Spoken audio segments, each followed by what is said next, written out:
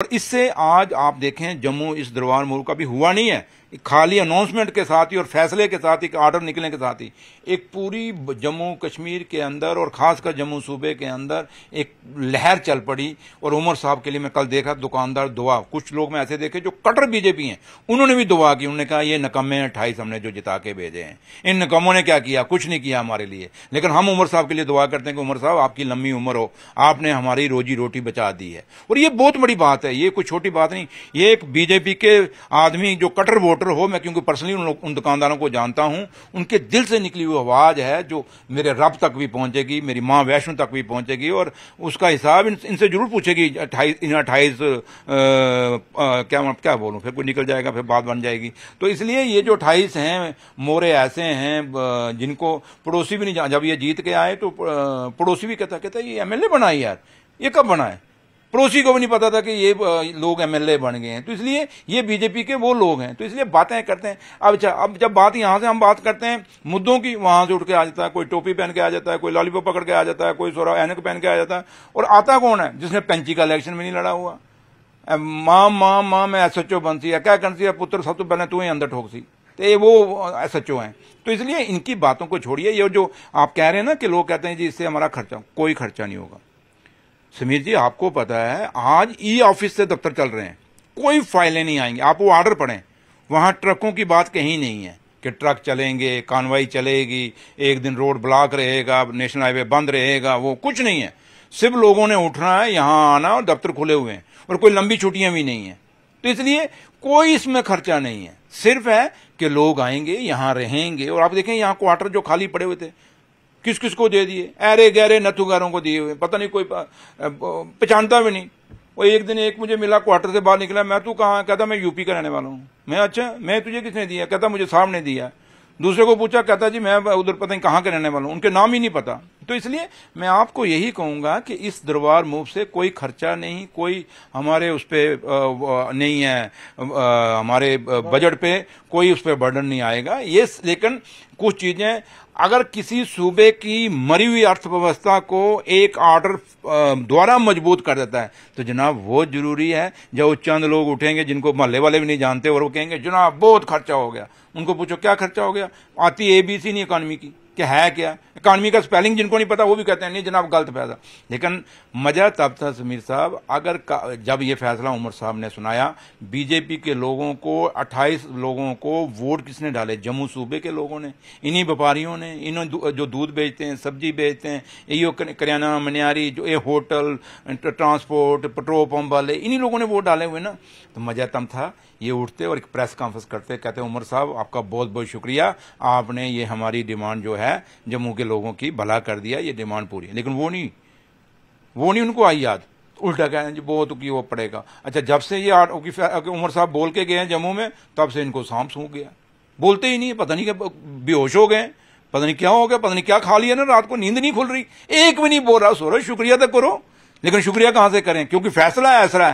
रोज इन्होंने माइक, ओ सुनील शर्मा साहब रोज लोपी की पता नहीं क्या, लोपी के पता नहीं क्या है, वो लोपी साहब जो है रोज उठते थे, क्या किया उमर ने, क्या किया। एक तो तोतला मेरा भाई है, वो जीभ उसकी साफ चलती कोई नहीं, पता नहीं क्या क्या बोलता रहता है। लेकिन उसको मैं पूछूं कि आप कभी जम्मू के लोगों के मुद्दों की बात तो करो यार। आप उनको पूछो कि आपने कौन सा तूफान ले आए, वहां किश्तवाड़ के अंदर जितने भी प्रोजेक्ट लगे हैं उनके कारण कितने लोगों के मकान आज गिर गए हैं स्लाइडिंग कारण, वहां इलीगल माइनिंग के कारण। सुनील शर्मा साहब इलीगल माइनिंग पे आप क्यों नहीं बोलते जो किश्तवाड़ में हो रही है, ये सवाल पूछना उनको।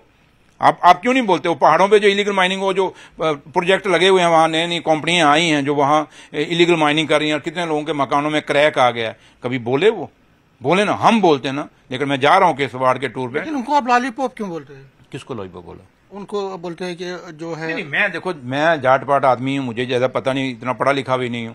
वो एलओपी पता नहीं क्या मैं तो क्योंकि बचपन में होता था एलओपी पता नहीं लॉलीपॉप पता नहीं क्या, मैं ऐसे कुछ ऐसे था तो मैं निकल जाता वो मुंह में से कभी कभी, तो वो अलग बात है। तो वो रही बात के बात तो वैसे वो बात तो वही करते हैं, देते तो वो लॉलीपॉप ही हैं सारों को।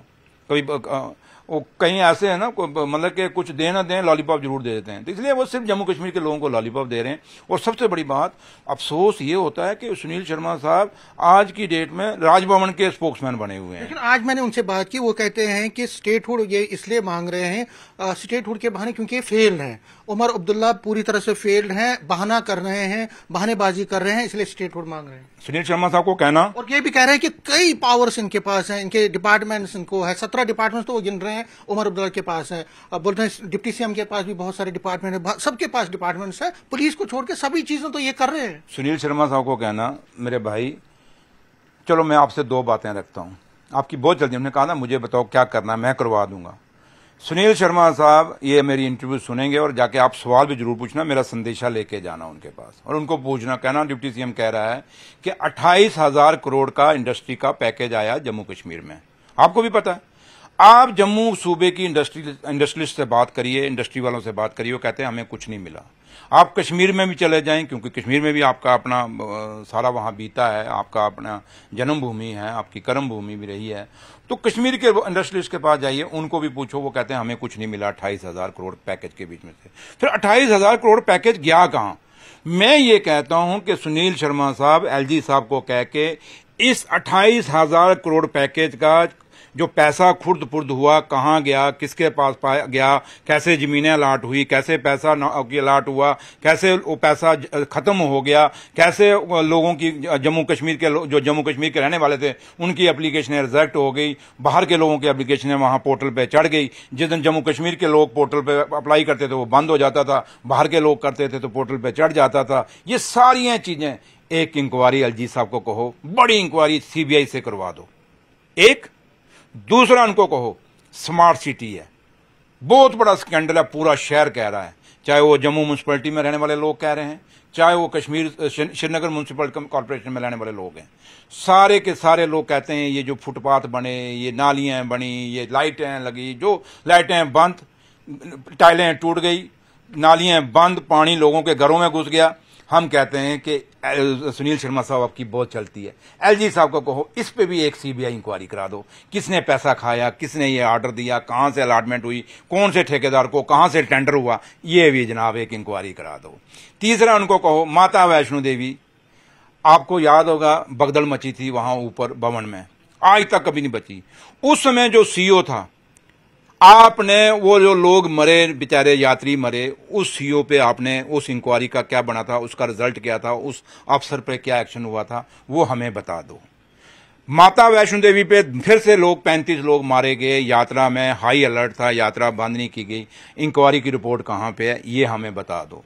मचेल माता की यात्रा किसने अलाउ की, जब हाई अलर्ट था कि बारिश होने वाली है, उस यात्रा की इंक्वायरी अगर हुई है तो उसकी रिपोर्ट क्या आई, किसको आपने दंडित किया, किसको आपने सजा दी, वो हमें बता दो। उनको कहो माता वैष्णो देवी के अंदर जितनी रिक्रूटमेंट हुई है, बाहर के लोग कितने लगे, जम्मू कश्मीर से बाहर के लोग कितने लगे और जम्मू कश्मीर के कितने लगे इन 11 सालों में, वो भी इंक्वायरी करा दो और हमें वो डिटेल दे दो। बस इतना ही बड़ा, आज के लिए उनको इतनी डोज काफी है। अगले नेक्स्ट एपिसोड में मैं और उनको सवाल पूछूंगा, लेकिन समीर साहब ये जरूर पूछना और जवाब लेके आना और उनको कहना लिख के जवाब दो। और अगर आपकी चलती है सारी चीजों की सीबीआई इंक्वायरी कराओ, सारियों की इंक्वायरी कराओ, जिनकी इंक्वायरी है उसकी रिपोर्ट सामने करो, हम फिर जवाब देंगे। इसलिए ये चीजें सारी छुपाने के लिए आज की डेट में जो महबा जी बोलती हैं वही सुनील शर्मा बोलता है। जो उनके अंडरस्टैंडिंग दोनों पीडीपी की और बीजेपी का आज भी अलायंस है। वो तो कहते हैं कि आपका पीडीपी तो कहती है कि आपकी बीजेपी की। पीडीपी अब क्या करे बेचारी, कहना तो है क्योंकि उनको जो दिल्ली से चिट्ठी आती है रात को, सुबह वो पढ़नी होती है, वो पढ़ जाते हैं। तो इसलिए सुनील शर्मा साहब, महबा जी क्या लेने गई थी एलजी साहब के पास, जब एलजी साहब को मिलकर आई, बाहर आके प्रेस कॉन्फ्रेंस करनी चाहिए थी, मैंने क्या बात की, कोई बात नहीं बताई उन्होंने। क्या अंदर से उनका डिस्कशन हुई, क्या हुई कि पहले हमने स्टेट तोड़ के यूटी बनाया, अब यूटी तोड़ के क्या पंचायत बनाना जम्मू कश्मीर को, क्या? क्योंकि जम्मू पंचायत, श्रीनगर पंचायत, किश्तवाड़ पंचायत, डोडा पंचायत, रजौरी पंचायत, पुंछ पंचायत, डिस्ट्रिक्टों से ये पंचायतें बनानी है, यही बाकी रह गया है क्या? इसलिए डिस्कशन करने जाते हैं। इसलिए बातें करने हमें बड़ी आती हैं, लेकिन इतना मैं जरूर कहूंगा कि उमर अब्दुल्ला सरकार जो फैसले ले रही है ये लोगों के हित में है और हमें पता है कि हमारी जिम्मेवारी है कि डिलीवरियों को पक्का करना है। हम समझते हैं कि जम्मू कश्मीर के बेरोजगार बच्चे को रोजगार चाहिए, और अगर हम स्टेट मांगते हैं तो हम इसलिए नहीं मांग रहे, नेशनल कॉन्फ्रेंस को मत दीजिए ना आप एक काम करिए, हमें स्टेट मत दीजिए, आप जम्मू कश्मीर के बच्चों के लिए दिल्ली से उसको कहो एक पैकेज ले आ, कम से कम भी 1 लाख बच्चे को हमने पक्का भर्ती करना है, नौकरी देनी है, ले आए दिल्ली से ऑर्डर सुनील शर्मा, मत दे आप क्यों नहीं दे पा रहे? आपने तो वादा किया है, मैं वही कह रहा हूँ, उनको क्यों पूछ रहे हैं आपने वादा किया है ना, प्योर मैनिफेस्टो 1 लाख जॉब्स का। नहीं, मैं जॉब्स की बात कर रहा हूँ, जॉब्स की बात कर रहा हूँ। जवाब तो देना, जो सुन तो लो, उसी का जो है सुन लो, मैं कानों से डोरा थोड़ा हूं। तो मैं क्या कह रहा हूं कि सुनील शर्मा साहब को मैं यही बात कहता हूं कि भैया आप कहते हो कि उमर अब्दुल्ला सरकार निकम्मी है, हम निकम्मे, चलो ठीक, हम कुछ नहीं दे पाए, कुछ नहीं कर सके 1 साल में, चल आप ये 1 लाख बंदे का पैकेज दिल्ली से लेके आ जाओ ना। आप कहते हो सब कुछ दिल्ली दे रहा है, सब कुछ दिल्ली दे रहा है, तो 1 लाख बच्चा जो हमारा है जम्मू कश्मीर का, आप पैकेज दे दो, एक करो पक्के। नहीं, मगर वो तो रेस्पॉन्सिबिलिटी शिफ्ट करने की बात है ना, रेस्पॉन्सिबिलिटी आपकी है ना, आपने मैनिफेस्टो। सवाल किसका था? आपका था ना, कि सुनील शर्मा साहब कहते हैं कि जॉब्स की बात कर रहा हूं, वो तो स्टेटहुड की बात, वही मैं कह रहा हूं ना। तो स्टेटहुड क्या किसके साथ जुड़ा है? जॉब और स्टेटहुड क्या, उसमें क्या, आप उसमें क्या कनेक्शन? रोजगार, आप यूटी में है, यूटी में आप जॉब्स नहीं दे सकते क्या? मैं आपको क्या कह रहा हूँ, जानते सब कुछ हो आप बीजेपी के, तो उनका वो नहीं मत करो ना मेरे से। मैं जो कह रहा हूं कि अगर वो कहते हैं हम स्टेट किस लिए मांग रहे हैं, मैंने वही तो कहा कि हम स्टेट चाहते हैं कि जम्मू कश्मीर को सरकार को मजबूत किया जाए। वो सरकार जो अपने फैसले की जो फाइल करती है कैबिनेट, मुझे बताओ सुनील भाई, आप बात करते हो यार, आप इतने सीनियर जर्नलिस्ट हो, कैबिनेट कोई फैसला करे क्या उसके बाद फाइल एलजी के पास जानी चाहिए? बताओ ना मुझे आप। अगर आप किसी को नौकरी के लिए पहले, मैंने सुना ना, उसमें तो एसएसबी है ना, पहले सुनो ना मेरी बात। वो तो स्टेट रिक्रूटमेंट बोर्ड है, वो तो करेगा ना, उसमें एलजी का कहाँ है? अब आप बात डाइवर्ट मत करो, जो मैंने सवाल पूछ रहा हूँ ना, आप मुझे पूछ रहे, मैं आपको पूछ रहा हूँ। कभी, क्योंकि आप बहुत सीनियर जर्नलिस्ट हो, मैं आम जर्नलिस्ट से मैं बात नहीं कर रहा, क्योंकि मैं आम से करता भी नहीं इतना जल्दी, और मैं इंटरव्यू देता भी नहीं, लेकिन मैं आपसे क्यों कह रहा हूँ और मैं आपसे क्यों इंटरव्यू मानता हूँ, इसलिए मान गया क्योंकि मुझे पता आप सीनियर जर्नलिस्ट हैं और आप समझेंगे आज चीज़ को। कुछ चीज़ें जरूरी नहीं मैं यहाँ कैमरा बोलूँ, कुछ बातें समझने के लिए होती हैं। पुराने ज़माने में हम जब पढ़ते थे पहलियाँ बोली जाती थी, कुछ मैं पहलियाँ आपको दे रहा हूँ, और पहली ये दे रहा हूँ कि कभी कोई कैबिनेट फैसला लेती है, उसके बाद वो फाइल कभी भी एलजी के पास या गवर्नर के पास नहीं जाती थी, लेकिन आज जो फाइलें, हर एक फाइल जो है एलजी साहब के पास जाती है। इवन कि ये दरबार मूव की फाइल भी वहाँ गई आपके सामने। बिजनेस रूल की फाइल कब गई? हम बहुत पहले। फिर हमें दूसरे दिन वो वापस, जैसे ये स्पीड में वापस आई, क्योंकि यहां पता था अगर ये वापस ना भेजे जम्मू के लोग मार देंगे इनको, ये जो 28 है नाले, इनको मार देते वो, अगर वो फाइल ना भेजते, क्योंकि ये बिजनेस रूल वाली फाइल तो नहीं थी, ये जम्मू सूबे से जुड़ी हुई फाइल थी, दरबार मूव। और अगर ना एलजी साहब साइन करते तो ये 28 जाके क्या मुंह दिखाते, जो सुनील शर्मा कहता मुझे बताओ कौन सी फाइल रुकी है, तो फिर जवाब देना मुश्किल हो जाना था। इसलिए मैं आपको कह रहा हूं, मैं कुछ देखो, मैं एक वो नहीं उन लीडरों में से लीडर नहीं जो मैं यहाँ। आपको लगता आपका ये कहना है कि एम्प्लॉयमेंट के इशू पे भी एलजी आपको कॉपरेट नहीं कर रहे हैं? मतलब आप नौकरियां देना चाहते हैं कि एलजी? आप देखिए कन्फ्रंटेशन में, क्योंकि मैं डिप्टी चीफ मिनिस्टर हूँ, मैं एक आम आदमी नहीं हूँ कि मैं यहाँ से एक स्टेटमेंट दे दूँ, क्योंकि मैं एक कॉन्स्टिट्यूशनल पोस्ट पे बैठा हूँ, एलजी साहब एक कॉन्स्टिट्यूशनल पोस्ट पे हैं। कुछ चीजें ये जो आपको समझने की जरूरत है, वो मेरी आंखों से भी समझ सकते हो, मेरी बातों के जज्बात से भी समझ सकते हो। और तभी मैंने कहा ना, आप बहुत सीनियर जर्नलिस्ट हैं, कुछ चीजों को मत करिए, क्योंकि वो एक मैसेज अच्छा नहीं जाएगा, और मैं मैसेज वो कन्वे भी नहीं करना चाहता ग्रास रूट लेवल पे। इसलिए मैं आपको इतना ही कहूंगा कि स्टेटहुड इसलिए चाहिए कि हम जम्मू कश्मीर को मजबूत करना चाहते हैं, जम्मू कश्मीर के इंस्टीट्यूशंस को मजबूत करना चाहते हैं। और कुछ चीजें ऐसी हैं कि कभी आप 23 तारीख को असेंबली लगेगा, विदाउट कैमरा मेरे पास आना, मैं एक बात आपको कहूंगा, एक जगह मैं बोलूंगा यहाँ नजर मारो उस साइड, तो मारना, देखना वहां क्या है, आपको खुद पता चल जाएगा कि स्टेट क्यों मांग रहे हैं। इसलिए स्टेट मांगने का एक ही मकसद है कि स्टेट आने से बाद पूरी की पूरी एडमिनिस्ट्रेशन जो है वो चीफ मिनिस्टर के अंडर होगी। और चीफ मिनिस्टर जब कोई फैसला, जैसे कल मैं आया, एक सवाल आपने पूछा नहीं, कल मैं जब कश्मीर से आया, शाम को 5:45 बजे मैं अनंतनाग से चला, जब मैं मीर बाजार पहुंचा, वहां दोनों ट्यूबें बंद थी नेशनल हाईवे की, और जब बंद थी मैं 4 किलोमीटर पैदल चला समीर भाई, 4 किलोमीटर पैदल टूवर्ड्स काजीकुंड, और फिर पुलिस के फिर ऑफिसर भी आ गए, फिर ट्रैफिक भी आई, सारी आई, रास्ता खोला, तब भी 4 किलोमीटर चलने में उनका रास्ता नहीं खुला, फिर मुझे एक रास्ते से डाइवर्ट करके उन्होंने काजीकुंड बचाया। और रात 6 बजे का बंदा चला हुआ रात को 11:15 बजे पहुंचा, जिसको पुलिस एस्कॉर्ट कर रही है, और वो 11:15 बजे पहुंचा। एक आम आदमी आप जैसा अगर उस रोड पे होता तो क्या वो पहुंच सकता था? मुझे लगता दूसरे दिन सुबह ही उसने पहुंचना था। ये हालत है आपके नेशनल हाईवे की। और डिप्टी चीफ मिनिस्टर सड़क पे पैदल चल रहा है। क्या ये नौबत आनी चाहिए? अगर मैं स्टेट होती, मैं देखता हूं नेशनल हाईवे कैसे बंद होता है।